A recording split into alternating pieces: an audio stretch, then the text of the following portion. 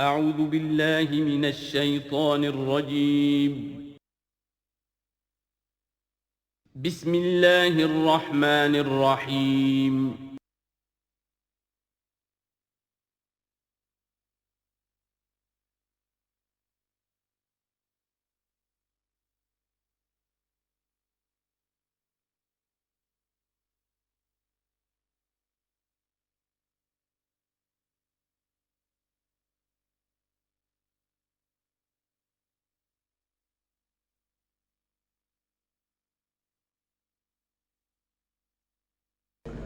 نحمده ونصلي على رسوله الكريم اما بعد فاعوذ بالله من الشيطان الرجيم بسم الله الرحمن الرحيم ليس البر ان تولوا وجوهكم قبل المشرق والمغرب۔ یہ آیت قرآن مجید کی اس اعتبار سے عظیم ترین آیت ہے۔ نیکی کی حقیقت کیا ہے، اس کی جڑ کیا ہے، بنیاد کیا ہے، اس کی روح کیا ہے، اس کے مظاہر کیا ہیں۔ مظاہر میں اولین شے کون سی ہے، ثانین کون سی ہے، ثالثاً کون سی ہے، اور اس پر ایک پورا علم الاخلاق جو قرآن کا ایک مکمل کتاب تصنیف کی جا سکتی ہے۔ ایتھکس، قرآنک ایتھکس کے لیے یہ آیت ایک یوں سمجھیے کہ جڑ اور بنیاد ہے۔ لیکن یہ سمجھ لیں کہ یہ آیت یہاں آئی کیوں ہے۔ پس منظر میں وہی تحویل قبلہ ابھی ہے۔ تحویل قبلہ کے 4 رکوع 15، 16، 17، 18 یہ تو سالڈ ہے۔ اس سے پہلے 14ویں رکوع میں آیت تھی للہ المشرق والمغرب فأینما تولوا فثم وجہ اللہ۔ ادھر بھی پھر اتنی آیتیں چھوڑ کر پھر یہی لیس البر ان تولوا وجوہکم قبل المشرق والمغرب۔ نیکی یہی نہیں ہے کہ تم اپنے چہرے مشرق اور مغرب کی طرف پھیر دو۔ یہ نہیں کہا یہ نیکی نہیں ہے، نیکی یہی نہیں ہے، یہ بھی نیکی ہے۔ جو ظاہر ہوگا نیکی کا وہ بھی نیکی ہے، لیکن اصل شے اس کا باطن ہے۔ باطن صحیح ہے، نیک ہے تو حقیقت میں نیکی نیک ہے، ورنہ نہیں۔ وَلَٰكِنَّ الْبِرَّ، بلکہ نیکی تو اس کی ہے۔ اب یہاں سے شروع ہوا جو نیکی کی جڑ ہے، بنیاد ہے۔ مَنْ آمَنَ بِاللَّهِ وَالْيَوْمِ الْآخِرِ وَالْمَلَائِكَةِ وَالْكِتَابِ وَالنَّبِيِّينَ۔ سب سے پہلے ایمان، تاکہ تصحیح نیت ہو جائے۔ یہ جو ایمان لائے اللہ پر، یعنی جو نیکی کر رہا ہے صرف اللہ سے اجر کا طالب ہے۔ والیوم الآخر، اور قیامت کے دن پر کہ اس کا کوئی اجر دنیا میں نہیں، صرف آخرت میں مطلوب ہے۔ ورنہ آدمی سوداگری کرے، دکانداری کرے، کپڑا بیچے، کچھ اور بیچے، دین تو نہ بیچے۔ دین کا کام کر رہا ہے تو اس کے لیے سوائے اخروی نجات کے اور سوائے اللہ کی رضا کے کوئی اور شے مقصود نہ ہو۔ والملائکۃ والکتاب والنبیین، اور ایمان لایا فرشتوں پر اور کتابوں پر اور انبیاء پر۔ یہ تینوں مل کر ایک یونٹ بنتے ہیں۔ فرشتہ لایا دین، کتاب بن گئی، اور انبیاء پر آئی وہ کتاب۔ ایمان بالرسالت کا تعلق نیکی کے ساتھ یہ ہے کہ نیکی کا ایک مجسمہ تمہارے سامنے رہے، آئیڈیل، اسوہ۔ ایسا نہ ہو کہ اونچ نیچ ہو جائے۔ نیکیوں میں بھی ایسا ہوتا ہے، کچھ جذبات میں ایک طرف کو نکل گیا، کچھ جذبات میں ایک طرف کو نکل گیا۔ اس گمراہی سے بچنے کی ایک ہی شکل ہے کہ ایک مجسمہ مکمل، ایک اسوہ کاملہ سامنے ہو جس میں معتدل ہو تمام چیزیں، اور وہ ہمارے لیے اسوہ کاملہ محمد الرسول اللہ کی شخصیت ہے۔ نیکی کے ظاہر کے لیے ہم انہیں معیار سمجھیں گے، جو شے جتنی ان کی سیرت میں ہے اس سے زیادہ نہ ہو، اس سے کم نہ ہو۔ کوشش یہ ہو، آئیڈیل یہ ہو کہ بالکل انسان حضور صلی اللہ علیہ وسلم کے اسوہ کاملہ کی پیروی کرے۔ وَلَٰكِنَّ الْبِرَّ مَنْ آمَنَ بِاللَّهِ وَالْيَوْمِ الْآخِرِ وَالْمَلَائِكَةِ وَالْكِتَابِ وَالنَّبِيِّينَ وَآتَى الْمَالَ عَلَىٰ حُبِّهِ ذَوِي الْقُرْبَىٰ وَالْيَتَامَىٰ وَالْمَسَاكِينَ وَابْنَ السَّبِيلِ، اور دیا اس نے مال، یا دے وہ مال اس کی محبت کے علی الرغم، علی حبہ اللہ کی طرف نہیں ہے، علی حب المال، علی الرغم مال محبوب ہے پھر بھی وہ خرچ کر رہا ہے، ذوی القربہ قرابت داروں پر، والیتامى یتیموں پر، والمساکین محتاجوں پر، وابن السبیل مسافر پر، والسائلین اور مانگنے والوں پر، وفی الرقاب اور لوگوں کی گردنیں چھڑانے میں۔ گویا کہ نیکی کے مظہر میں اولین مظہر یہ ہے انسانی ہمدردی۔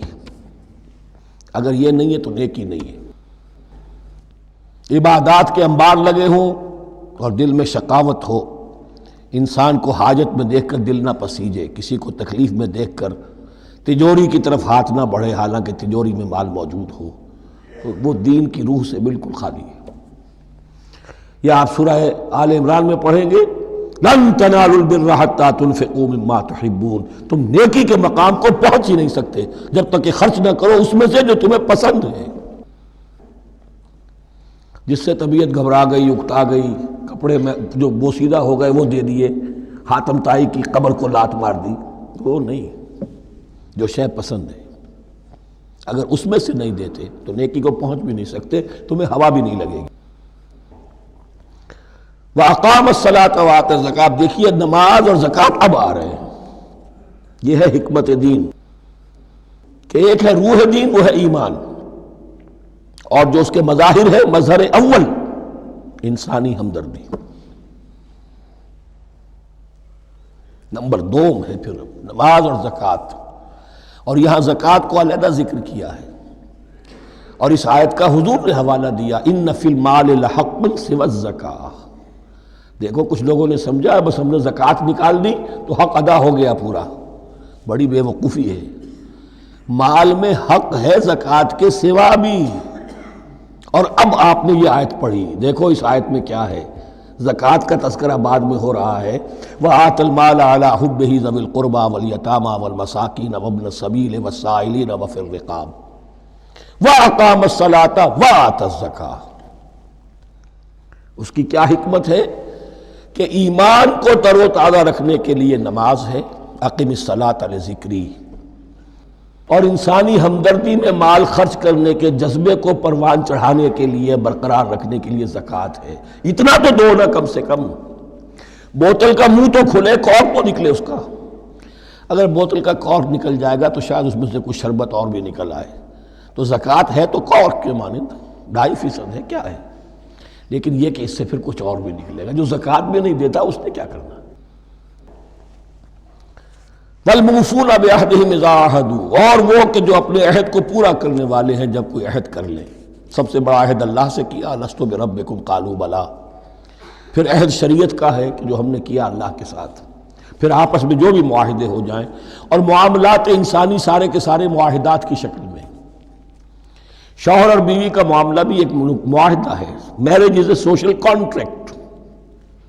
شوہر کی ذمہ داریاں ہیں، اس کے فرائض ہیں، بیوی کی ذمہ داریاں اس کے فرائض ہیں، شوہر کے حقوق ہیں، بیوی کے حقوق ہیں۔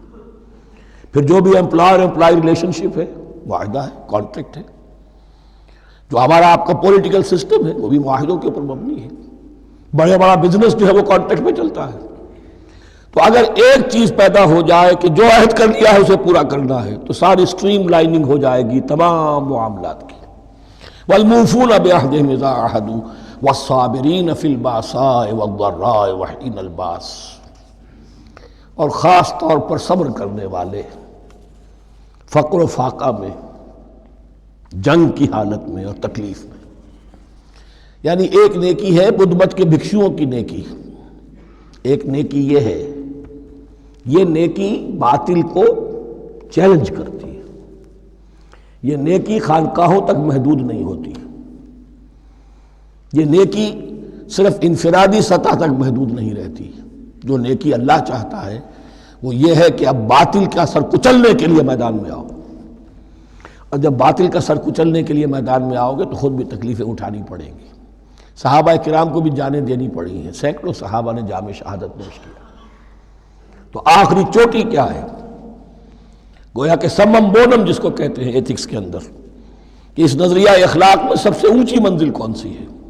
وہ سمم بونم جو ہے اسلام کا، وَالصَّابِرِينَ فِي الْبَأْسَاءِ وَالضَّرَّاءِ وَحِينَ الْبَأْسِ وَلَا تَقُولُوا لِمَنْ يُقْتَلُ فِي سَبِيلِ اللَّهِ أَمْوَاتٌ بَلْ أَحْيَاءٌ وَلَكِنْ لَا تَشْعُرُونَ۔ وہ آیت یاد کر لیجئے، اولئک الذین صدقوا، یہ ہیں لوگ جو سچے ہیں۔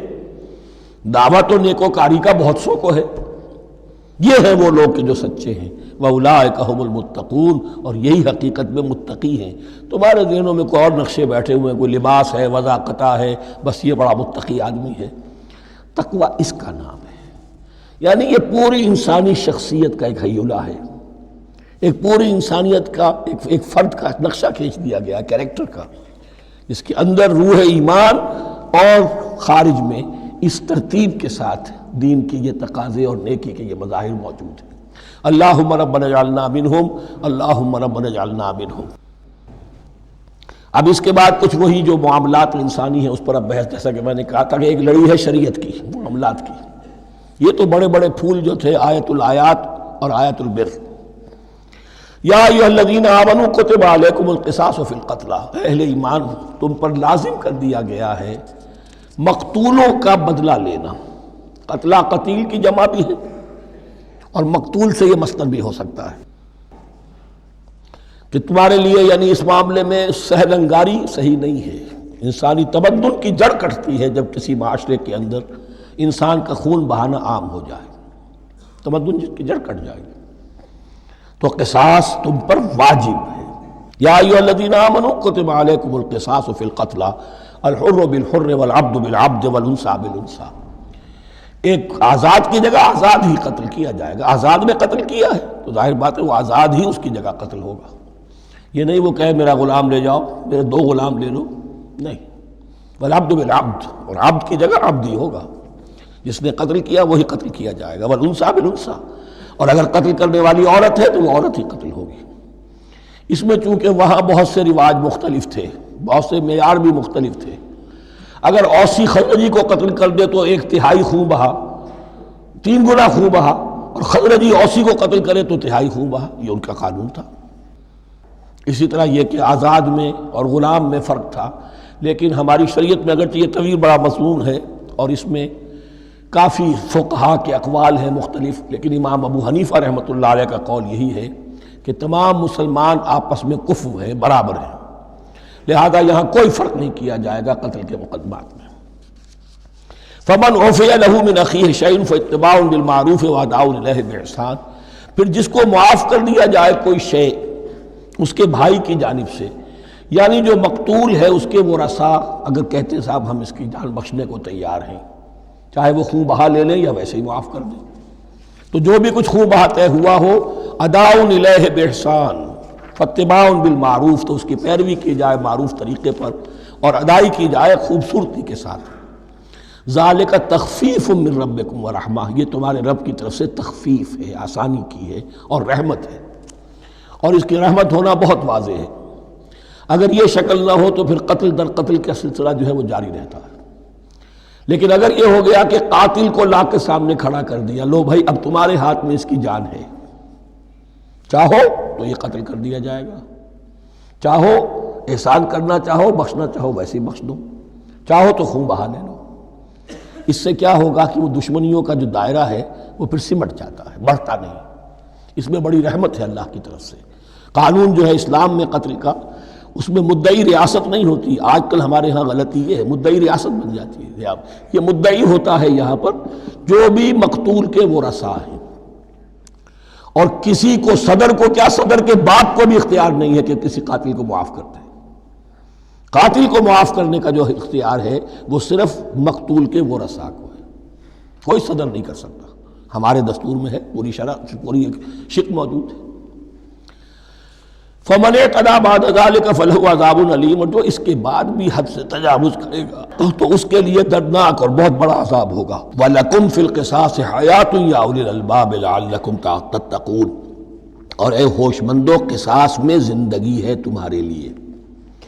ایک روحانی تصور ہے معاف کر دینا اچھا ہے، اسلام بھی کہتا ہے ان تعفوا وتصفحوا وتغفروا فإن اللہ غفور رحیم، لیکن قتل کے مقدمات میں سہل انگاری جو ہے وہ اچھی نہیں ہے، پیروی شدت کے ساتھ ہونی چاہیے تاکہ اس سے آگے قتل کا سلسلہ بند ہو۔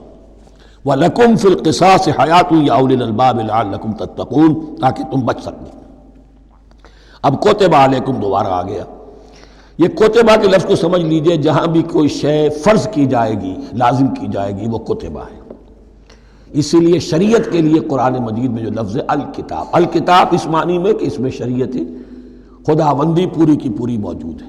کوتبہ علیکم، کوتبہ علیکم اذا حضر احدکم الموت ان ترک خیرا الوصیۃ للوالدین والاقربین بالمعروف، تم پر واجب کر دیا گیا، فرض کر دیا گیا، جب تم میں سے کسی کی موت کا وقت آ جائے، اگر وہ کوئی خیر مال چھوڑ رہا ہو، دولت چھوڑ رہا ہو، تو اس کے لیے فرض کر دیا گیا وصیت کرنا اپنے والدین کے حق میں اور رشتہ داروں کے حق میں انصاف کے ساتھ۔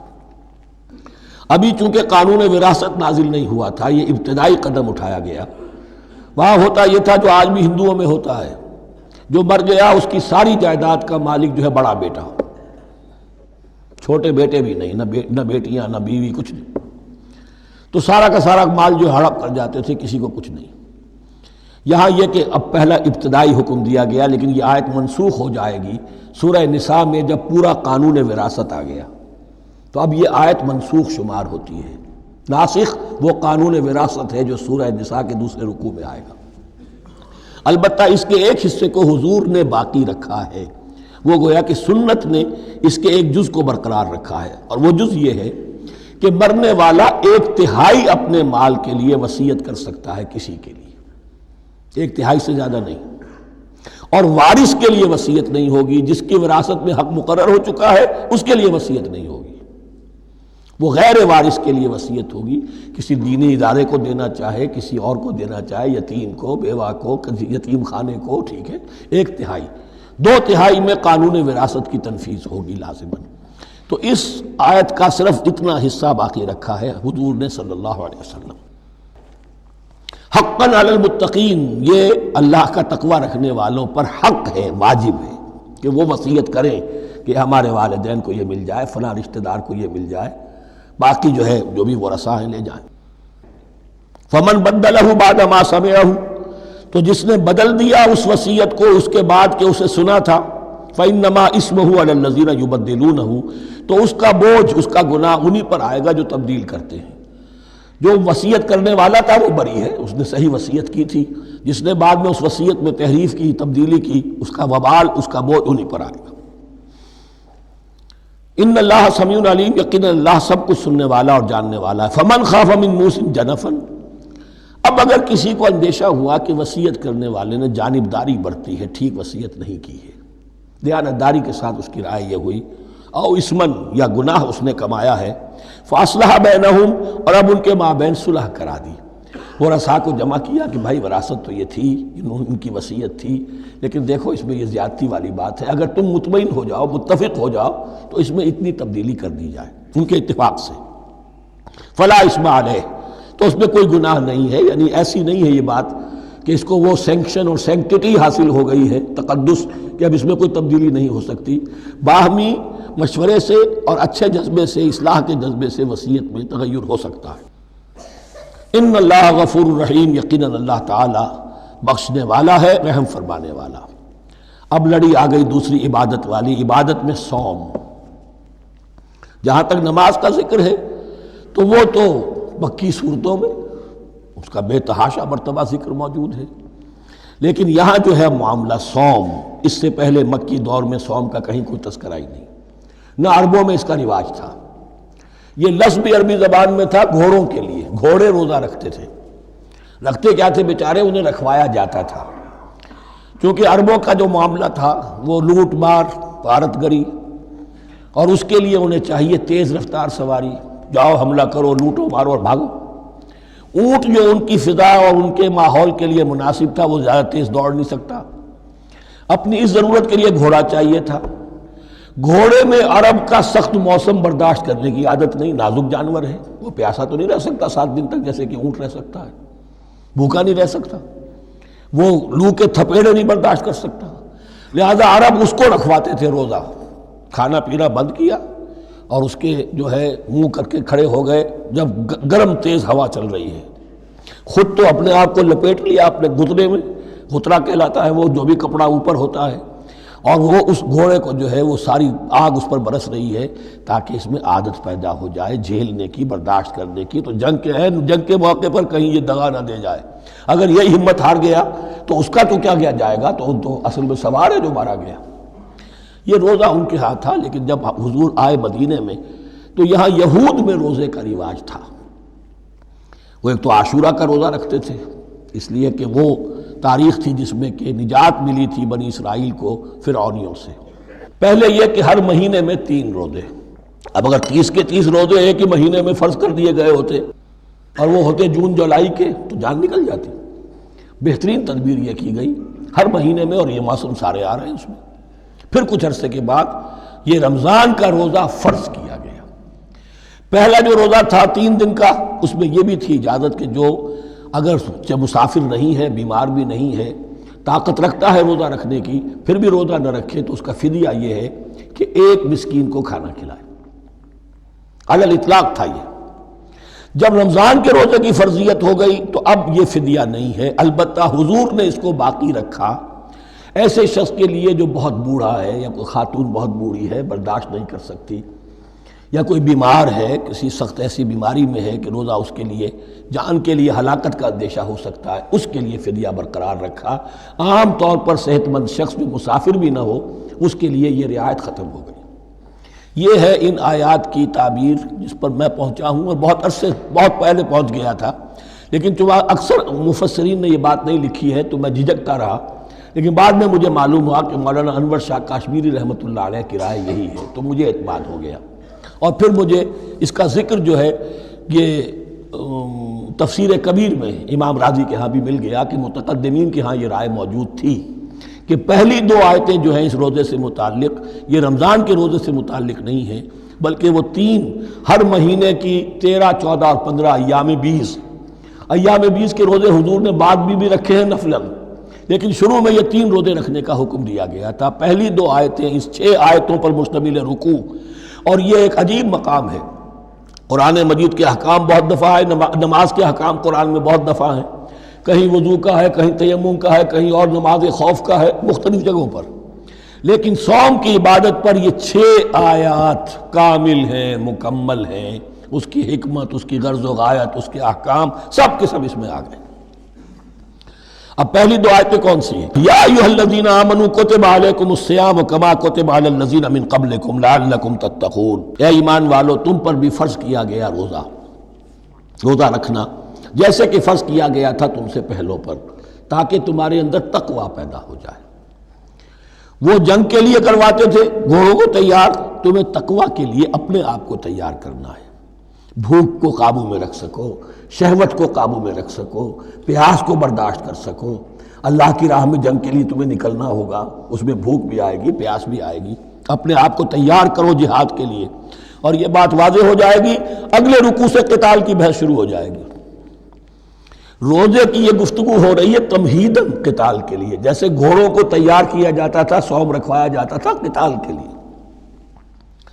ایام معدودات، گنتی کے چند دن ہیں، یہ گویا کہ ثبوت ہے اس کا کہ یہ 2-3 دن سے زیادہ، معدود جو ہے وہ عربی زبان میں 9 سے زیادہ نہیں ہو سکتا۔ معدودہ جب آئے گا، ایام معدودات، یہ جمع جو ہے جمع قلت کہلاتی ہے۔ معدودات، معدودہ بڑی سے بڑی رقم ہو سکتی ہے، لیکن معدودات جمع قلت ہے۔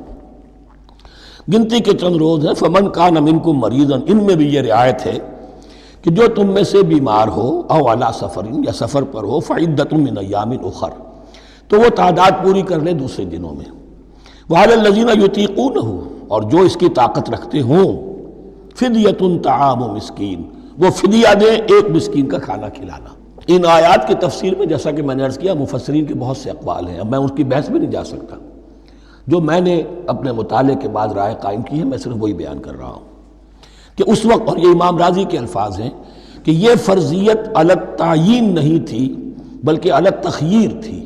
فرض تو ہے روزہ، لیکن اس کا بدل بھی دیا جا رہا ہے، اگر تم نہیں رکھنا چاہتے تو تم 1 مسکین کو کھانا کھلا دو۔ تو گویا کہ تدریجاً انہیں لانا تھا، چونکہ اس بات کے وہ پہلے سے عادی نہیں تھے۔ فمن تطوع خیرا فهو خیر اللہ، اور جو اپنی جی سے، اپنی مرضی سے خیر کرنا چاہے تو اس کے لیے خیر ہے، روزہ بھی رکھے اور مسکین کو کھانا بھی کھلائے، دونوں کام کرے، تو اس میں کوئی رکاوٹ تو نہیں، اس کے لیے بہتر ہوگا۔ وَأَن تَصُومُوا، اور دیکھو اگر روزہ رکھو، خیر لکم ان کنتم تعلمون، یہ تمہارے لیے بہتر ہے اگر تم جانو۔ اب یہاں بھی ایک طرح کی رعایت کا انداز ہے۔ اب آ رہی ہیں 2 آیتیں جو خاص رمضان کے روزے سے متعلق ہیں، حکمت اور غرض و غایت۔ پھر ایک آیت طویل آئے گی احکام، اور پھر ایک آیت آئے گی لٹمس ٹیسٹ۔ یہ 6 آیتیں۔ شہر رمضان الذی انزل فیہ القرآن، رمضان کا مہینہ وہ ہے جس میں قرآن نازل کیا گیا۔ ہدی للناس وبینات من الہدی والفرقان، لوگوں کے لیے ہدایت اور ہدایت کی بھی روشن بینات باتیں، والفرقان اور حق و باطل میں فرق کر دینے والی چیز۔ فمن شہد منکم الشہر، تو جو کوئی بھی پائے اس مہینے کو، یا جو شخص بھی مقیم ہو اس مہینے میں، مسافر نہ ہو، فلیصم، اس پر لازم ہے کہ روزہ رکھے۔ اب وہ وجوب علی التخییر ختم ہو گیا، اب وجوب علی التعیین، اب یہ لازم ہے، یہ رکھنا ہے۔ ایک رعایت باقی رکھی، ومن کان مریضا او علی سفر فعدۃ من ایام اخر، جو بیمار ہے یا یہ کہ سفر پر ہے وہ تعداد پوری کر لے دوسرے دنوں میں۔ یرید اللہ بکم الیسر ولا یرید بکم العسر، اللہ تمہارے ساتھ آسانی چاہتا ہے، سختی نہیں چاہتا۔ یہ لوگ اپنے اوپر سختیاں جھیلتے ہیں، شدید جو ہے سفر کے اندر بھی روزہ رکھے ہوئے، حالانکہ یہاں اجازت دی ہوئی ہے۔ یہ بلکہ حضور نے ایک مرتبہ ایک سفر میں کافی سرزنش کی، کچھ ایک جہاد اور قتال پہ نکلے تھے، لیکن کچھ لوگوں نے اس سفر میں بھی روزہ رکھ لیا۔ نتیجہ یہ ہوا کہ سفر کے بعد جہاں منزل میں اب جا کر خیمے لگانے تھے وہ نڈھال ہو کر گر گئے، جن لوگوں کا روزہ نہیں تھا انہوں نے پھر وہ خیمے لگائے، منزل کا کام کیا۔ تو حضور نے فرمایا کہ لیس من البر الصیام فی السفر، روزے رمضان اس میں سفر میں روزہ رکھنا کوئی نیکی کا کام نہیں ہے۔ لیکن ہمارا تصور اور ہے، 105 بخار چڑھا ہوا ہے، روزہ نہیں کھولوں گا میں، روزہ تو میں نے رکھا ہوا، یا روزہ تو میں نہیں چھوڑوں گا۔ حالانکہ جہاں رعایت اللہ کی ہے اس رعایت سے فائدہ نہ اٹھانا ایک طرح کا کفران نعمت ہے۔ وَلِتُكْمِلُوا الْعِدَّةَ، لیکن تمہیں عدت اور تعداد اب پوری کرنی ہوگی۔ وہ جو تھی ایک رعایت کہ فدیہ دے کر فارغ ہو جاؤ، وہ نہیں ہے۔ وَلِتُكَبِّرُوا اللَّهَ عَلَىٰ مَا هَدَاكُمْ، اور تاکہ تم تکبیر کرو اللہ کی اس پر کہ جو اس نے ہدایت تمہیں عطا فرمائی۔ وَلَعَلَّكُمْ تَشْكُرُونَ، اور تاکہ تم شکر کر سکو اس نعمت عظمیٰ کا جو قرآن حکیم کی شکل میں تمہیں دی گئی ہے۔ اس موضوع پر میرا کتابچہ عظمت صوم اور عظمت صیام و قیام قرآن، اس میں یہ سارے مضامین تفصیل سے آئے ہیں، کیا حکمت ہے، کیا غرض و غایت ہے، کیا مقصد ہے، اور آخری منزل کیا ہے، وَإِذَا سَأَلَكَ عِبَادِي عَنِّي فَإِنِّي قَرِيبٌ۔ مطلوب تو یہ ہے کہ تمہارا جو یہ جسم حیوانی ہے یہ کچھ کمزور پڑے، روح ربانی جو تم میں پھونکی گئی ہے اسے تقویت حاصل ہو۔ دن میں روزہ رکھو، اس حیوانی وجود کو ذرا کمزور کرو، دباؤ اس کے تقاضوں کو، رات کو کھڑے ہو جاؤ، اللہ کا کلام سنو اور پڑھو، تاکہ تمہاری روح کی آبیاری ہو، اس پر حیات، آب حیات کا ترشح ہو۔ نتیجہ کیا نکلے گا؟ تمہارے اپنے اندر سے ایک پیاس ابھرے گی، وَإِذَا سَأَلَكَ عِبَادِي عَنِّي فَإِنِّي قَرِيبٌ، تقرب الی اللہ کا جذبہ پیدا ہوگا۔ تو اے نبی، جب میرے بندے، ایسے بندے آپ سے میرے بارے میں سوال کریں، ان کو بتا دیجئے میں قریب ہوں، دور نہیں ہوں۔ یہ حقوق انسانی کا میرے نزدیک دنیا میں سب سے بڑا میگنا کارٹا ہے۔ اللہ اور بندے کے درمیان کوئی فصل نہیں ہے، فصل اگر ہے تو تمہاری اپنی خباثت ہے، اگر تمہاری نیت میں فساد ہے، حرام خوری تو کرنی ہی کرنی ہے، تو اب کس منہ سے اللہ سے دعا کرو گے؟ پھر جاؤ گے کسی پیر کے پاس، آپ دعا کر دیجئے، یہ نذرانہ حاضر ہے۔ یہ طریقہ کیا ہے؟ انسان کا نفس حائل ہے اور کوئی نہیں، ورنہ ہم تو مائل بے کرم ہیں، کوئی سائل ہی نہیں، راہ دکھنا ہے کسی رہنوی منزل ہی نہیں، کوئی پوپ نہیں، کوئی پنڈت نہیں، کوئی پادری نہیں، کوئی پیر نہیں، کوئی نہیں، جب چاہو اللہ سے ہم کلام ہو جاؤ۔ اس سے بڑا حق کیوں خالق و مخلوق میں حائل رہے پردے، پیران کلیسا کو کلیسا سے اٹھا دو، میرا ہر بندہ جب چاہے جہاں چاہے مجھ سے ہم کلام ہو جائے۔ ہاں شرط ہے اس کی، وہ شرط آگے آ رہی ہے، اجیب دعوت الداعی اذا دعان، میں تو ہر پکارنے والے کی پکار سنتا ہوں، اور سنتا نہیں جواب دیتا ہوں، اور صرف جواب نہیں دیتا، قبول کرتا ہوں۔ اجابت میں یہ تینوں چیزیں موجود ہیں۔ اور اذا دعان، جہاں مجھے پکارے جب پکارے، there and then میں موجود ہوں، لیکن شرط کیا ہے؟ فَلْيَسْتَجِيبُوا لِي، انہیں بھی تو میرا کہنا ماننا چاہیے، یہ یک طرفہ بات نہیں ہوگی۔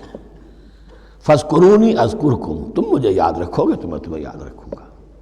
یہ دو طرفہ معاملہ ہے، تم شکر کرو گے میں تمہاری قدردانی کروں گا، تم میری طرف چل کر آؤ گے میں بھاگ کر آؤں گا، تم بارش برآؤ گے میں ہاتھ بڑھاؤں گا، لیکن تم رخ موڑ لو گے ہم بھی رخ موڑ لیں گے۔ ہماری تو غرض نہیں ہے، غرض ہے تو تمہاری ہے۔ تم رجوع کرو گے ہم بھی رجوع کر لیں گے، تم توبہ کرو گے ہم اپنی نظر کرم پھر تمہاری طرف متوجہ کر دیں گے۔ لیکن ہر چیز ان تنصر اللہ ینصرکم، اللہ کی مدد کرو گے تو اللہ تمہاری مدد کرے گا۔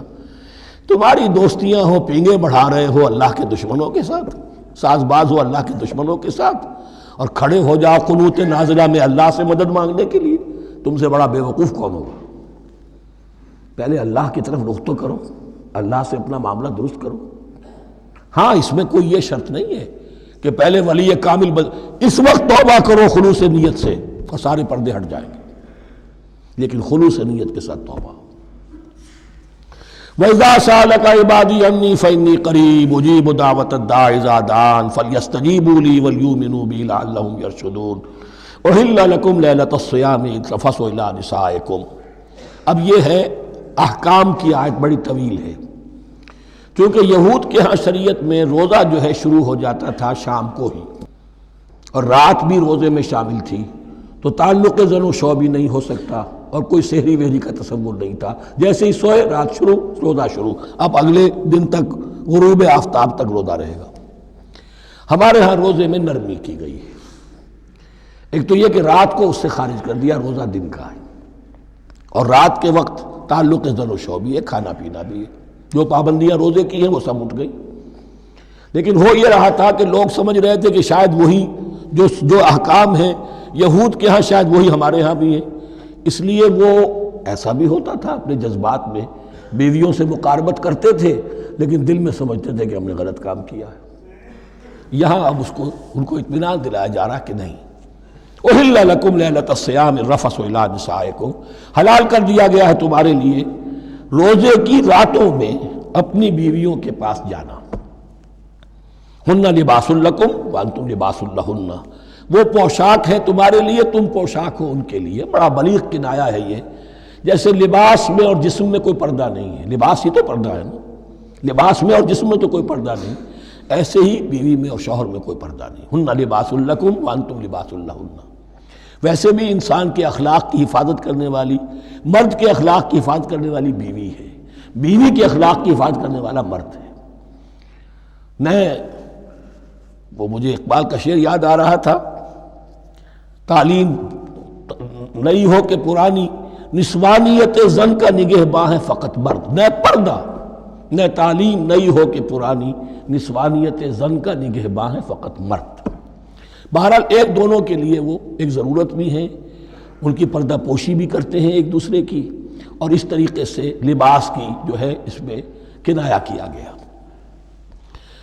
علم اللہ انکم کنتم تختانون انفسکم، اللہ کے علم میں ہے کہ تم اپنے آپ کے ساتھ خیانت کر رہے تھے، ایک کام کر رہے تھے جو گناہ نہیں ہے، لیکن تم سمجھتے تھے گناہ ہے، تو اپنے آپ سے خیانت ہو گئی کہ نہیں؟ اصلاً وہ گناہ نہیں تھا لیکن تمہارے علم میں نہیں تھا، لیکن تم یہ سمجھتے ہوئے بھی کہ یہ ممنوع ہے، اس کا ارتکاب کر رہے تھے۔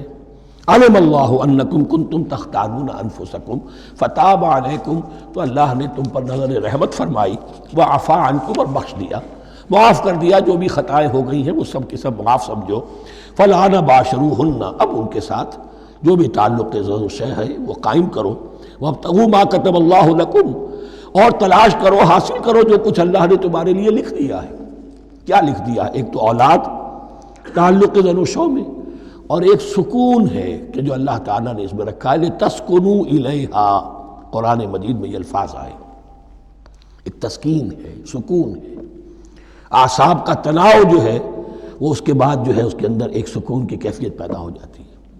اور یہی اس میں حکمت ہے کہ حضور اپنے ہر سفر میں ہم ایک زوجہ محترمہ کو ضرور ساتھ رکھتے تھے، اس لیے کہ قائد کو، سپہ سالار کو کسی وقت بڑی ایسی یعنی پریشان کن صورتحال میں فیصلے کرنے پڑتے ہیں، جذبات پر دباؤ ہوتا ہے اور اعصاب پر دباؤ ہوتا ہے، تو ساتھ اگر کوئی اہلیہ بھی موجود ہو تو اس میں اور اس کے بہترین مواقع سیرت میں آئے ہیں، وہ پھر کسی وقت میں بیان کروں گا۔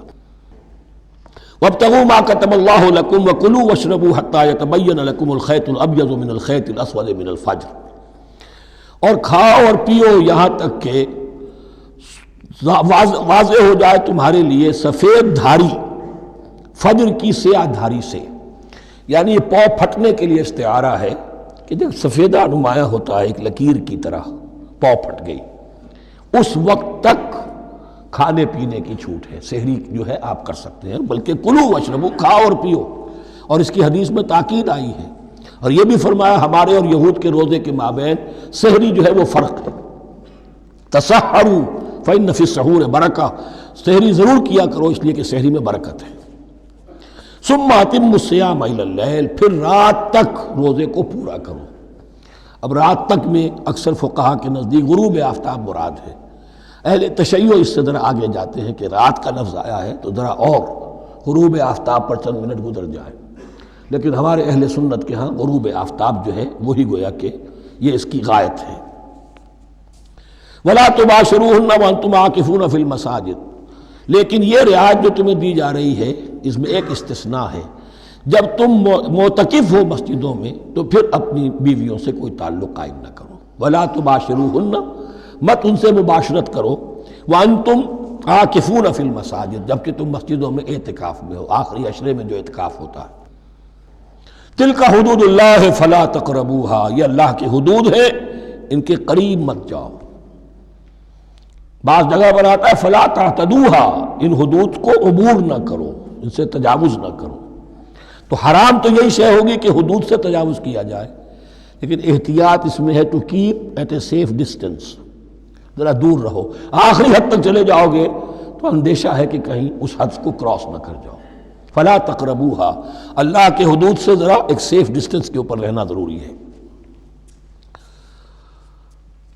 کذالک یبین اللہ آیاتہ للناس، اسی طرح اللہ تعالیٰ واضح کرتا ہے اپنی نشانیاں لوگوں کے لیے، لعلہم یتقون، تاکہ وہ تقوی کی روش اختیار کر سکیں، بچ سکیں۔ اب وہ لٹمس ٹیسٹ والی آیت آ گئی، تقوی کا ٹیسٹ کیا ہے؟ روزہ اس لیے فرض کیا کہ تقوی پیدا ہو جائے، یہ سارے احکام تمہیں دیے جا رہے ہیں تاکہ تمہیں تقوی پیدا ہو جائے۔ ٹیسٹ کیا ہے؟ تقوی کا لٹمس ٹیسٹ عقل حلال، یہ نہیں ہے کوئی نیکی نہیں۔ وَلَا تَأْكُلُوا أَمْوَالَكُمْ بَيْنَكُمْ بِالْبَاطِلِ، اپنے مال آپس میں باطل طریقوں سے ہڑپ نہ کرو۔ وَتُدْلُوا بِهَا إِلَى الْحُكَّامِ، اور اپنے مال کو ذریعہ نہ بناؤ حکام تک پہنچنے کا۔ لِتَأْكُلُوا فَرِيقًا مِنْ أَمْوَالِ النَّاسِ بِالْإِثْمِ، تاکہ تم لوگوں کے مال کو ہڑپ کر سکو گناہ کے ساتھ، وَأَنْتُمْ تَعْلَمُونَ، اور تم اس کو جانتے بوجھتے کر رہے ہو۔ جو شخص اس معیار سے تو اس سے باز آ گیا وہ ہے متقی۔ یہ لسٹ میں ٹیسٹ ہے، ورنہ نمازوں کی تعداد، روزوں کی تعداد اور حرام کھانا تو تقویٰ نہیں۔ یہ میں حیران ہوتا ہوں کہ اب اس پر کبھی غور نہیں کیا ہے لوگوں نے کہ یہ آیت کہاں سے آ گئی درمیان میں۔ روزے کے احکام اور اس کے بعد قتال کے احکام بھی شروع ہوں گے، حج کے احکام شروع ہوں گے، یہ بیچ میں آیت۔ واقعہ یہ ہے کہ جیسے روزے کی حکمت کا نقطہ عروج کیا ہے، وَإِذَا سَأَلَكَ عِبَادِي عَنِّي فَإِنِّي قَرِيبٌ، روح انسانی میں ایک طلب پیدا ہو جائے تقرب اللہ کی۔ اسی طرح احکام صوم میں جو کلائمیکس ہے وہ یہ ہے، وَلَا تَأْكُلُوا أَمْوَالَكُمْ بَيْنَكُمْ بِالْبَاطِلِ وَتُدْلُوا بِهَا إِلَى الْحُكَّامِ لِتَأْكُلُوا فَرِيقًا مِنْ أَمْوَالِ النَّاسِ بِالْإِثْمِ وَأَنْتُمْ تَعْلَمُونَ۔ يَسْأَلُونَكَ عَنِ الْأَهِلَّةِ، اے نبی آپ سے پوچھ رہے ہیں چاند کی گھٹتی بڑھتی صورتوں کے بارے میں۔ قُلْ هِيَ مَوَاقِيتُ لِلنَّاسِ وَالْحَجِّ، کہہ دیجئے یہ لوگوں کے لیے ایک اوقات کا تعین ہے، کیلنڈر ہے، اور حج کے لیے۔ اب دیکھو آپ کو معلوم ہے کہ یہ اللہ تعالیٰ نے ایک کیلنڈر لٹکا دیا ہے، معلوم ہو گیا یہ چاند پہلی تاریخ ہو گئی، کچھ دنوں کے بعد آپ نے دیکھا معلوم ہوتا ہے کہ اب ایک ہفتہ گزر گیا ہے، آدھا چاند ہو گیا ہے، 2 ہفتے ہو گئے، پورا چاند ہو گیا ہے، پھر نے گھٹنا شروع کیا۔ تو یہ گویا کہ لوگوں کے لیے اوقات کار کی تعین کے لیے، اور خاص طور پر سب سے اہم شے حج، اور یہ نوٹ کیجئے، صوم کے بعد حج اور حج کے ساتھ قتال۔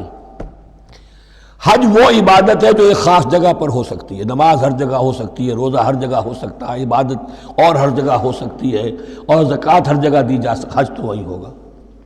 اور وہ تھا اس وقت زیر تسلط مشرکین کے، اور مشرکین کے تسلط سے نکالنے کے لیے قتال لازم تھا۔ اس قتال کے لیے صبر پہلے پیدا ہونا ضروری ہے۔ جو گھوڑوں کو روزہ رکھواتے تھے پہلے خود روزہ رکھو، یہ ترتیب ہے، ربط ہے۔ صوم کے احکام فوراً حج اور قتال کے احکام۔ یسألونک عن الأہلة قل هی مواقیت للناس والحج ولیس البر بأن تأتوا البیوت من ظہورها ولکن البر من اتقی۔ اور یہ کوئی نیکی نہیں ہے کہ تم گھروں میں ان کی پشت پر سے داخل ہو، بلکہ نیکی تو اس کی ہے جس میں تقوی ہے۔ یہ اصل میں ان کے ہاں ایک رواج تھا، کیونکہ حج تو ہو رہا تھا ایام جاہلیت میں بھی، اس کے مناسک کی بگڑی ہوئی شکلیں بھی موجود تھیں، کچھ ترمیمیں انہوں نے کر دی تھی، لیکن حج تو تھا ان کا۔ وہ یہ کرتے تھے جب گھر سے مکے سے نکل گئے احرام باندھ کر، اب اگر کسی ضرورت سے گھر واپس جانا پڑ گیا تو سمجھتے تھے کہ احرام باندھ کر نکل آئے ہیں، اب دروازے سے تو نہیں جا سکتے، گھسیں گے کہیں پیچھے سے کہیں اوپر سے پھاند کر دیوار آئیں گے، اور اسے سمجھتے تھے بڑا تقویٰ ہے یہ۔ فرمایا یہ کوئی نیکی کی بات نہیں، یہ سرے سے نیکی نہیں۔ ولیس البر، یہ ہرگز نیکی نہیں ہے ان تأتوا البیوت من ظہورها کہ تم ان کے تم گھروں میں داخل ہو ان کے پچھواڑے سے، ولکن البر من اتقی۔ اب یہاں اس پوری آیت کو ذہن میں رکھ لیجئے، آیت البر کے آخر میں لفظ تھا اولئک هم المتقون ولکن البر من اتقی۔ گویا کہ وہ پورا تصور جو ہے یہاں پر جو آیا بر میں آ چکا ہے، اس کو اس لفظ کے حوالے سے اس پورے تصور کو پھر آپ کے ذہن میں تازہ کر دیا۔ وَأْتُوا الْبُيُوتَ مِنْ أَبْوَابِهَا، گھروں میں داخل ہو ان کے دروازوں سے، وَاتَّقُوا اللَّهَ لَعَلَّكُمْ تُفْلِحُونَ، اور اللہ کا تقوی اختیار کرو تاکہ تم فلاح پاؤ۔ وَقَاتِلُوا فِي سَبِيلِ اللَّهِ الَّذِينَ يُقَاتِلُونَكُمْ، لیجئے قتال آ گیا۔ اب یہ تیسری کڑی آ گئی نا، ایک لڑی عبادات کی، ایک لڑی معاملات کی، ایک لڑی انفاق کی، ایک لڑی قتال کی، یہ چوتھی کڑی ہے۔ وَقَاتِلُوا فِي سَبِيلِ اللَّهِ الَّذِينَ يُقَاتِلُونَ، اللہ قتال کرو اللہ کی راہ میں ان سے جو تم سے قتال کر رہے ہیں۔ وَلَا تَعْتَدُوا، لیکن حد سے تجاوز نہ کرو۔ إِنَّ اللَّهَ لَا يُحِبُّ الْمُعْتَدِينَ، اللہ تعالی حد سے تجاوز کرنے والوں کو پسند نہیں کرتا۔ وَاقْتُلُوهُمْ حَيْثُ ثَقِفْتُمُوهُمْ، انہیں قتل کرو جہاں بھی پاؤ۔ وَأَخْرِجُوهُمْ مِنْ حَيْثُ أَخْرَجُوكُمْ، اور نکالو انہیں وہاں سے جہاں سے انہوں نے تمہیں نکالا ہے۔ مہاجرین کہاں سے نکالے گئے تھے؟ مکے سے۔ محمد الرسول اللہ پر وہاں پر حیات تنگ کر دی گئی تھی، قافیہ تنگ کر دیا گیا تھا، تبھی تو آپ نے ہجرت کی۔ نکالو انہیں وہاں سے جہاں سے انہوں نے تمہیں نکالا ہے۔ والفتنة اشد من القتل، اور یہ خیال نہ رہے کہ قتل اور خون ریزی جو ہے تو بری بات ہے، فتنہ اس سے بھی زیادہ بری بات ہے۔ فتنہ کیا ہے؟ ایسے حالات جن میں کہ انسان اللہ خدائے واحد کی بندگی نہ کر سکے، اسے غلط کاموں پر مجبور کیا جائے، حرام خوری پر مجبور ہو گیا ہو، یہ سارے حالات فتنہ ہیں۔ تو قتل اور خون ریزی اتنی بری شے نہیں ہے جتنی فتنہ۔ والفتنة اشد من القتل ولا تقاتلوهم عند المسجد الحرام حتى يقاتلوكم فيه، ہاں مسجد حرام وہ چونکہ اسے تو امن کی جگہ بنا دیا گیا ہے، ان سے جنگ مت کرو مسجد حرام کے پاس جو بھی حرم کا علاقہ ہے، حتیٰ یقاتلوکم، یہاں تک کہ وہ خود تم سے قتال کریں اس میں۔ فَإِن قَاتَلُوكُمْ، پھر اگر وہ تم سے قتال کرتے ہیں، جنگ کرتے ہیں، فَاقْتُلُوهُمْ، تو قتل کرو انہیں۔ كَذَلِكَ جَزَاءُ الْكَافِرِينَ، یہی بدلہ ہے کافروں کا۔ وَفَإِنِ انْتَهَوْا فَإِنَّ اللَّهَ غَفُورٌ رَحِيمٌ، اگر وہ باز آ جائے تو اللہ غفور اور رحیم ہے۔ وَقَاتِلُوهُمْ حَتَّى لَا تَكُونَ فِتْنَةٌ وَيَكُونَ الدِّينُ لِلَّهِ۔ اب جب یہ جنگ کا مرحلہ شروع ہو گیا ہے دعوت محمدی کے سلسلے میں صلی اللہ علیہ وسلم، تو مسلمانوں جان لو، ایک دور تھا 12-13 برس تک تمہیں حکم تھا کفو ایدیکم، مارے کھاؤ ہاتھ نہ اٹھاؤ۔ اب یہ نیا دور آ گیا ہے، تمہاری دعوت و تحریک جو ہے وہ نئے دور میں داخل ہو گئی ہے۔ اب جب تمہاری تلواریں نیام سے باہر آ گئی ہیں، اب یہ نیام میں نہ جائیں جب تک کہ فتنہ بالکل ختم نہ ہو جائے اور دین اللہ ہی کے لیے ہو جائے، اللہ کا دین قائم ہو جائے۔ یہ آیت دوبارہ آئے گی اور زیادہ نکھری ہوئی شان کے ساتھ سورہ انفال میں، وَقَاتِلُوهُمْ حَتَّى لَا تَكُونَ فِتْنَةٌ وَيَكُونَ الدِّينُ كُلُّهُ لِلَّهِ، دین کل کا کل، جز نہیں، دین کی بالادستی پوری انسانی زندگی پر، انفرادی بھی اجتماعی بھی، اور اجتماعی کے بھی سارے پہلو، politico socio economic system totally وہ اللہ کے احکام کے تابع ہو۔ وَقَاتِلُوهُمْ حَتَّى لَا تَكُونَ فِتْنَةٌ وَيَكُونَ الدِّينُ لِلَّهِ فَإِنِ انْتَهَوْا فَلَا عُدْوَانَ إِلَّا عَلَى الظَّالِمِينَ، پھر اگر وہ باز آ جائے، صلح چاہے تو ٹھیک ہے، پھر ظالموں کے اوپر جو ہے سوائے ظالموں کے کسی پر زیادتی جائز نہیں۔ الشہر الحرام بالشہر الحرام، حرمت والا مہینہ بدلہ ہے حرمت والے مہینے کا، والحرمات قصاص، اور حرمات کے اندر بھی بدلہ ہے۔ فَمَنِ اعْتَدَىٰ عَلَيْكُمْ فَاعْتَدُوا عَلَيْهِ بِمِثْلِ مَا اعْتَدَىٰ عَلَيْكُمْ، تو جو کوئی بھی تم پر زیادتی کرتا ہے، دست درازی کرتا ہے، تو تم بھی اس کے خلاف کارروائی کرو، اقدام کرو جیسے کہ اس نے تم پر زیادتی کی۔ وَاتَّقُوا اللَّهَ، اور اللہ کا تقوی اختیار کرو، وَاعْلَمُوا أَنَّ اللَّهَ مَعَ الْمُتَّقِينَ، اور یہ جان لو کہ اللہ ساتھ ہے متقیوں کے، یعنی اللہ کی تائید، نصرت، اس کی مدد آئے گی اہل تقوی کے۔ اب دیکھیے وہ تیسری کڑی یہاں بہت چھوٹی سی آئی ہے، قتال کی ذرا زیادہ بڑی کڑی آ گئی ہے اور یہ چھوٹی سی کڑی آ رہی ہے۔ قتال کے لیے لازم ہے انفاق بھی۔ جنگ کیسے ہوگی اگر فوج کے لیے ساز و سامان نہ ہو، رسد کا اہتمام نہ ہو، ہتھیار نہ ہو، سواریاں نہ ہو، کیسے ہوگی جنگ؟ وَأَنفِقُوا فِي سَبِيلِ اللَّهِ وَلَا تُلْقُوا بِأَيْدِيكُمْ إِلَى التَّهْلُكَةِ، خرچ کرو اللہ کی راہ میں اور مت ڈالو اپنے آپ کو اپنے ہاتھوں ہلاکت میں۔ یعنی اللہ کا دین اس وقت اسے احتیاج ہے، وہ پیسہ چاہتا ہے، جیسے حضور نے تبوک کے موقع پر عام اپیل کی اور آپ اپنے مال کو لے کر بیٹھے ہوئے ہیں، تو گویا کہ آپ نے اپنے آپ کو ہلاکت میں خود ڈال دیا۔ یہ انفاق ہے، جہاد بالمال۔ وَأَنفِقُوا فِي سَبِيلِ اللَّهِ وَلَا تُلْقُوا بِأَيْدِيكُمْ إِلَى التَّهْلُكَةِ وَأَحْسِنُوا إِنَّ اللَّهَ يُحِبُّ الْمُحْسِنِينَ، اور احسان کی روش اختیار کرو، دین کے اندر بھی خوبصورتی پیدا کرو، دین میں بہتر سے بہتر مقام حاصل کرنے کی کوشش کرو۔ ہمارا معاملہ کیا، دنیا میں آگے سے آگے اور دین میں پیچھے سے پیچھے۔ دین میں یہ دیکھیں گے اس سے کم پر گزارا ہو سکتا ہو، کوئی اور شے ہو کہ جس میں اس سے کم سے بھی بات پوری ہو جائے، دین میں یہ ہوگا، اور دنیا میں آگے سے آگے ہے جستجو کہ خوب سے ہے خوب تر کہاں۔ تو اگر یہ جستجو دنیا میں ہے، اس سے بڑھ کر دین میں ہونی چاہیے۔ فاستبقوا الخیرات، نیکیوں میں ایک دوسرے پر بازی لے جانے کی کوشش کرو۔ وَأَنفِقُوا فِي سَبِيلِ اللَّهِ وَلَا تُلْقُوا بِأَيْدِيكُمْ إِلَى التَّهْلُكَةِ وَأَحْسِنُوا، اور احسان کی روش اختیار کرو۔ ان اللہ یحب المحسنین، یقیناً اللہ تعالی محسنین کو، ان لوگوں کو کہ جو درجہ احسان پر فائز ہو جائیں، محبت کرتا ہے، انہیں پسند کرتا ہے۔ یہ حدیث جبرائیل اگر ذہن میں ہو تو 3 درجے ہیں، جیسے میں نے آج بتایا آپ کو، وَنَحْنُ لَهُ مُسْلِمُونَ وَنَحْنُ لَهُ عَابِدُونَ وَنَحْنُ لَهُ مُخْلِصُونَ۔ 3 درجے دوسرے ہیں، اسلام، ایمان، احسان۔ اخبرنی عن الاسلام، اخبرنی عن الایمان، اخبرنی عن الاحسان۔ احسان کیا ہے؟ ان تعبد اللہ کانک تراہ فإن لم تکن تراہ فإنہ یراک۔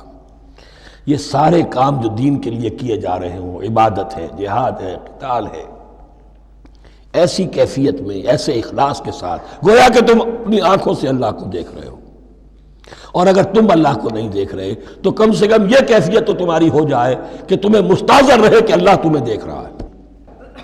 یہ احسان ہے۔ وَأَحْسِنُوا، عام طور پر اس کا ترجمہ اس انداز میں نہیں کیا گیا ہے، اس کو اچھی طرح سمجھ لیجئے، ویسے یہ مضمون کھل کر آئے گا سورہ مائدہ میں۔ ان اللہ یحب المحسنین، یقیناً اللہ تعالیٰ محسنین کو پسند کرتا ہے۔ وَأَتِمُّوا الْحَجَّ وَالْعُمْرَةَ لِلَّهِ، اور حج اور عمرہ مکمل کرو اللہ کے لیے۔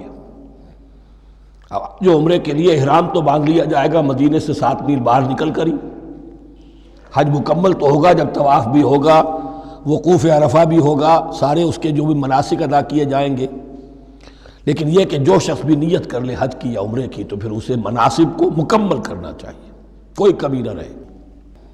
فَإِنْ أُحْصِرْتُمْ، اگر تمہیں گھیر لیا جائے، روک دیا جائے، جیسے کہ سن 6 میں ہو گیا، صلح حدیبیہ کرنی پڑی، مشرکین مکہ اڑ گئے، نہیں داخل ہونے دیں گے۔ اگر تمہارا گھراؤ ہو جائے فمستیسر من الہدی، تو جو بھی تم قربانی پیش کر سکو پیش کر دو۔ یہ دم احصار کہلاتا ہے کہ چونکہ اب ہم آگے نہیں جا سکتے، یہی ہمیں احرام کھولنا پڑ رہا ہے، تو دم احصار، یہ خون، یہ جو جانور اللہ کے نام پر ہم دے رہے ہیں، یہ اس کی ایک طرح کا کفارہ ہے۔ وَلَا تَحْلِقُوا رُؤُوسَكُمْ حَتَّى يَبْلُغَ الْهَدْيُ مَحِلَّهُ، اور اپنے سر اس وقت تک نہ مونڈو جب تک کہ وہ ہدی کا جانور جو ہے وہ محل تک، یعنی جو بیت الماء جہاں پر جا کر ذبح ہونا ہے وہاں پہنچ نہ جائے۔ جانور تو آپ نے بھیج دیے اور وہ رکاوٹ نہیں ڈالیں گے، اس لیے کہ ان کا گوشت تو ان کو کھانے کو ملے گا، لہذا جانور، لیکن یہ اندازہ کر لو کہ اب اتنا وقت گزر گیا ہے کہ وہ ہدی قربانی کا جانور جو ہے وہ پہنچ گیا ہوگا، ہدیم بالغ الکعبہ، وہ وہاں پر اس کی اپنے مقام پر پہنچ گیا۔ فمن کان منکم مریضا او بہ اذی من راسہ، تو جو کوئی بھی تم میں سے ہو بیمار یا اس کے سر میں کوئی تکلیف ہو، کوئی زخم ہو، اور اس کی وجہ سے یہ ہے کہ وہ حجامت کرانی ضروری ہو جائے، بال کاٹنے ضروری ہو جائیں، ففدیۃ من صیام او صدقۃ او نسک، تو پھر فدیہ دینا پڑے گا۔ اگر اس ہدی کے جانور کے کعبے تک پہنچنے سے پہلے تمہیں اپنے بال کاٹنے پڑے، حجامت کرانی پڑی، تو فدیہ ہوگا۔ یہ جو ہے دم جنایت کہلاتا ہے، یعنی ایک جو کمی رہ گئی ہے اس کی تلافی کے لیے۔ وہ صیام بھی ہے، روزے 3 دن کے، او صدقۃ او نسک، یا پھر یہ ہے کہ کوئی قربانی ہے، ایک جانور قربان کیا جائے، دم جنایت اس کو کہتے ہیں، یا صدقہ کیا جائے، 6 افراد کو کھانا کھلایا جائے۔ فَإِذَا أَمِنْتُمْ، پھر جب تمہیں امن حاصل ہو اور تم سیدھے جا سکتے ہو، بیت اللہ پہنچ سکتے ہو، فَمَنْ تَمَتَّعَ بِالْعُمْرَةِ إِلَى الْحَجِّ فَمَا اسْتَيْسَرَ مِنَ الْهَدْيِ، تو جو کوئی بھی فائدہ اٹھائے عمرے سے حج سے قبل، فَمَا اسْتَيْسَرَ مِنَ الْهَدْيِ، تو وہ ایک اور قربانی پیش کرے جو بھی اسے میسر ہو۔ اب یہ سمجھ لیجئے کہ حضور کی بعثت سے پہلے عرب میں رواج یہ تھا کہ ایک سفر میں حج بھی کرنا، عمرہ بھی کرنا ان کے نزدیک حرام تھا، یہ توہین تھی کعبے کی۔ حج کے لیے 3 مہینے، شوال، ذوالقعدہ، ذوالحج، اور رجب کا مہینہ ان کے ہاں طے تھا عمرے کے لیے۔ عمرے کے لیے علیحدہ سفر کرو، اس کے لیے علیحدہ سفر کرو۔ لیکن شریعت محمدی میں جو آسانیاں کی گئی ہیں وہ یہ ہیں کہ ایک شخص، اور چونکہ اس ملت کو پھیلنا تھا بہت طویل علاقے پر، لوگوں کے لیے سفر آسان تو نہیں تھا، تو آپ ایسا کر سکتے ہیں کہ آپ جائیں اور عمرہ بھی کر لیں، حج بھی کر لیں۔ ایک شکل یہ ہے کہ عمرہ کیا، احرام کھول دیا، اور پھر حج کا وقت آیا 8ویں ذی الحج کو، تو پھر احرام باندھا، وہ حج کا احرام ہو گیا، اسے کہتے ہیں تمتع۔ ایک یہ ہے کہ حج کے لیے احرام باندھا تھا، جاتے ہی عمرہ بھی کر لیا لیکن احرام کھولا نہیں، اسی احرام میں جاری رکھ کر اسے، اور اسی میں حج بھی کر لیا، یہ قران کہلاتا ہے، جمع کر دیا ایک ہی احرام میں عمرے کو بھی اور حج کو بھی۔ ایک افراد کہلاتا ہے، بس ایک کے لیے صرف حج کا معاملہ ہو شروع سے۔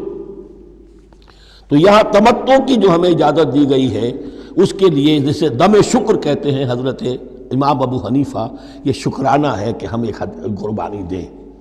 لیکن امام شافعی کے نزدیک یہ بھی دم جنایت ہے، یہ بھی جبر ہے، چنانچہ امام ابو حنیفہ کے نزدیک یہ قربانی جو دی جاتی ہے اس کا گوشت قربانی دینے والا بھی کھا سکتا ہے 1/3 کے درجے میں، لیکن امام شافعی کے نزدیک نہیں، یہ ایک صدقے کے اور اس کے دم جنایت کے قریب کی شے ہے، اس کا گوشت جو ہے قربانی دینے والا خود نہیں کھا سکتا۔ فَمَن لَّمْ يَجِدْ، اب اگر کسی کے پاس نہیں ہے یہ ہدیہ پیش کرنے کو، فَصِيَامُ ثَلَاثَةِ أَيَّامٍ فِي الْحَجِّ، تو اب اس پر لازم ہے کہ حج میں 3 روزے رکھے، 7ویں، 8ویں اور 9ویں ذی الحج کو روزہ رکھے غیر ایام حج میں۔ 10ویں کا روزہ نہیں ہو سکتا، وہ عید کا دن ہے، یوم النحر ہے۔ وَسَبْعَةٍ إِذَا رَجَعْتُمْ، اور 7 روزے رکھو جب کہ تم واپس چلے جاؤ، اپنے گھروں میں جا کر 7 روزے رکھو۔ تِلْکَ عَشَرَةٌ کاملہ، یہ 10 روزے ہوں گے مکمل۔ ذَلِكَ لِمَن لَّمْ يَكُنْ أَهْلُهُ حَاضِرِ الْمَسْجِدِ الْحَرَامِ، لیکن یہ رعایت کہ حج اور عمرہ ایک ہی سفر میں کر لیا جائے اور ایک ہی احرام میں کر لیا جائے یا 2 احراموں میں کیا جائے، یا یہ کہ ان دونوں کو جمع کرنے کی شکل جو ہے، یہ ایک رعایت ہے کن کے لیے؟ ذَلِكَ لِمَن لَّمْ يَكُنْ أَهْلُهُ حَاضِرِ الْمَسْجِدِ الْحَرَامِ، جس کے اہل و عیال مسجد حرام کے قریب نہیں رہتے، دور سے آ رہے ہیں، تو ظاہر بات ہے کہ ان کے لیے رعایت ہوگی۔ وَاتَّقُوا اللَّهَ، اللہ کا تقوی اختیار کرو، وَاعْلَمُوا، اور جان لو، ان اللہ شدید العقاب، یقیناً اللہ تعالیٰ سزا دینے میں بھی بہت سخت ہے۔ بارک اللہ لی ولکم فی القرآن العظیم ونفعنی وإیاکم بالآیات والذکر الحکیم۔